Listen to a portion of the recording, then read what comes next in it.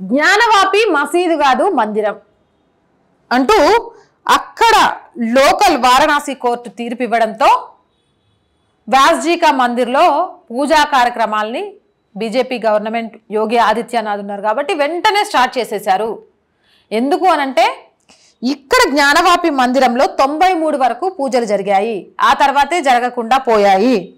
అకస్మాత్తుగా అసలు ఎందుకు మూసేశారు దీనికి సంబంధించి అన్నది ఈరోజు ఎవ్వరి నోటి నుంచి ప్రశ్న రావట్లేదు.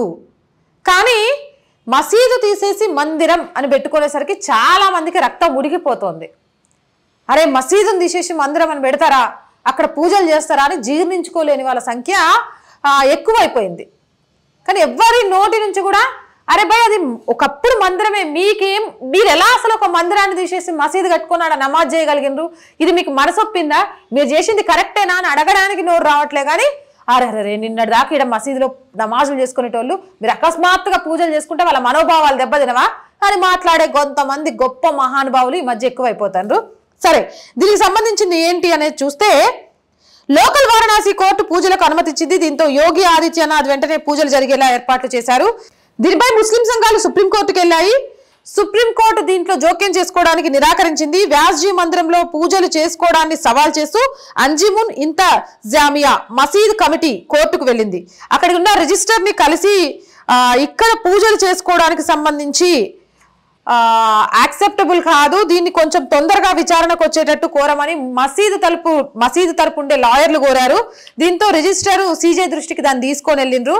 వెంటనే సుప్రీంకోర్టు ఈ విషయంలో కలగజేసుకునేది ఏం లేదు, వీళ్ళని అలహాబాద్ హైకోర్టుకు వెళ్ళమని చెప్పింది. వెంటనే జిల్లా యంత్రాంగం అవతల పక్షంతో వీళ్ళు అలహాబాద్ హైకోర్టులో పెట్టింది ఏంటంటే వారం రోజుల తర్వాత పూజలు చేసుకోమని చెప్తే అక్కడున్న జిల్లా యంత్రాంగము అక్కడున్న వాళ్ళతో అందరితో కుమ్మక్కై పూజలు ఎమ్మటే స్టార్ట్ చేసిండ్రు. సో అలహాబాద్ హైకోర్టు దీన్ని స్వీకరించాలి, ఈ పూజలను ఆపాలి అని మసీదు కమిటీ ఆరోపించింది. ఎంత కథ నడుస్తోంది అంటే వ్యాస్జీ మందిరం పూజకు సంబంధించి వెంటనే దీనికి సంబంధించి కొంతమంది ముందుకు వచ్చేసి అరే ఇది తప్పు కదా, ఇది ఎట్లా చేస్తారు, దీని గురించి అడ్డుకోవాలని. కానీ వీళ్ళందరికీ తెలియంది ఏంటంటే మరి 93 ముందు దాకా పూజలు జరిగింది, 93 నుంచి ఆగిపోయి ఇన్ని సంవత్సరాలు మీరు ఎలా చేసుకున్నారు, దానికి కారణం ఎవరు, ఆ కారణానికి సంబంధించి నిరూపించి సర్వేలు చేసి రిపోర్ట్లు తెప్పించి ఆ రిపోర్ట్లు ఏమంటారు ఇటు వీళ్ళకిచ్చి అటు వాళ్ళకిచ్చి ప్రజలందరికీ తెలిసేలాగా చేసి అవును ఇది వ్యాస్జీ కా మందిరమే, ఇక్కడ పూజలు చేసుకోవడానికి అర్హత ఉంది హిందువులకు అని చెప్పిన తర్వాత అది జ్ఞానవాపి మసీదు కాదు మందిరం అని చెప్పి పూజలు చేస్తుంటే ఈ రోజు మండిపోయి సుప్రీంకోర్టులో వెంటనే ఈ కేసును తీసుకోమని రిజిస్టర్ని కలిసి వెంటనే అలహాబాద్ హైకోర్టుకి వెళ్ళి వాళ్ళు పూజలు చేస్తుంటే మాకు నచ్చట్లేదు అని చెప్తున్నారు. అసలు ఇన్ని రోజుల నుంచి మరి అక్కడ ఒక మందిరంలో మీరు నమాజ్ చేస్తూ ఉంటే ఎంతమంది మనోభావాలు దెబ్బతిని ఉండాలా?